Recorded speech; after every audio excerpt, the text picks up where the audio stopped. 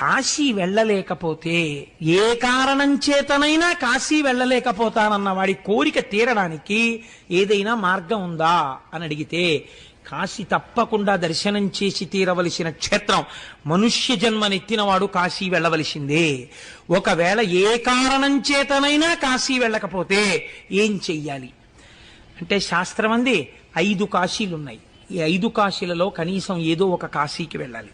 ఒకటి కాశీ ఉన్నటువంటి వారణాసి, 2 కేదారము, కేదార క్షేత్రానికి వెళ్ళాలి, 3 శ్రీశైలము, 4 శ్రీకాళహస్తి, 5 పట్టిసము.